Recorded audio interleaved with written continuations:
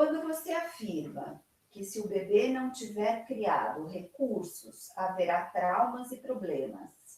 Nesse caso, haverá interrupção da etapa em questão ou somente prejuízo? Nós podemos falar em fixação em determinada etapa? Olha, o Winnicott não pensa em termos de fixação. Quando o bebê se vê diante de uma tarefa, né, que ele tem que resolver, ele não tem condição de resolver, na verdade. Ele tem que resolver, mas ele não tem condição de resolver. Por quê? Porque o que vem com o bebê como recurso é apenas uma tendência a amadurecer, a ser si mesmo e continuar sendo. É só isso que ele vem como recurso, né? Quem vai facilitar que essa tarefa se realize é o ego da mãe. É o ego da mãe. Como que o ego da mãe ajuda essa criança a realizar essa tarefa? Porque ela está identificada com ele.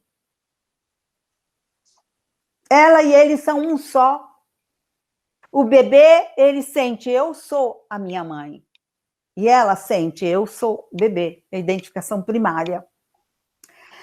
Esse tipo de experiência, desde o início da vida, desde o nascimento, ou talvez até antes, ele diz, né? Que a mãe já começa a se identificar com o seu bebê, mesmo no útero.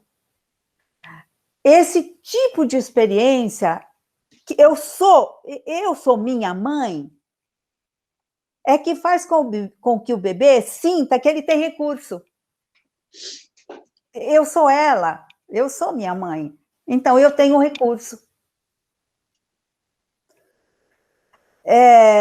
Se a mãe tiver mesmo ligadona na criança, isso vai ser mais uma experiência boa que vai somar para o desenvolvimento dessa tendência, né? Agora ele diz o seguinte, pegando de forma focal a sua pergunta.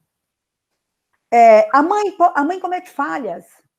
Nenhuma mãe é perfeita. Não tem como não falhar. Não tem como não falhar. Quando ele fala de mãe suficientemente boa, ele não está falando de mãe idealmente boa. Ele está falando de mãe passavelmente boa. Dá para o gasto. Dá para o gasto. Né? Então, se uma mãe falha, mas depois ela se organiza, falha porque estava com uma preocupação, falha porque estava um pouquinho doente, fala porque... Né? Mas depois ela pode rearrumar essa situação. Ela pode resgatar. Né? Agora, se for falhas muito grandes e continuadas, aí as marcas vão ser mais profundas, porque quebra a continuidade de ser. Porque, assim, a continuidade de ser não é que ela começa desde antes do nascimento e nunca vai ser quebrada na vida. A continuidade de ser é quebrada todo dia por nós, no nosso dia a dia, né? Sabe, diante de situações difíceis, a gente quer ir para um outro mundo, se isolar, né? Quer saber do outro, né? Isso faz parte da vida. A questão é quando isso é muito grave, estendido no tempo, né? Mas a própria mãe pode fazer um trabalho de resgatar tudo isso, né? Ele até brinca que quando uma mãe falha demais, né? Ixi, aí ela vai ter muito trabalho. Porque a criança porque ela vai para a etapa seguinte com aquela falha. Né? E depois o paciente chega ao nosso consultório com aquela falha. que é uma coisa que ele precisava ter vivido e não viveu.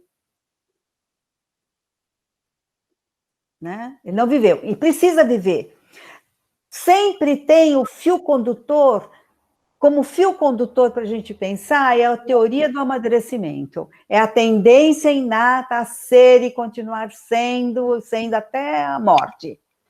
Né? Esse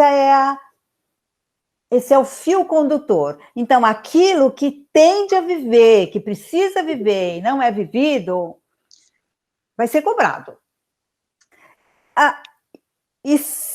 Agora, como eu disse, né, agora há pouco, assim, quando há falhas, o ego se defende.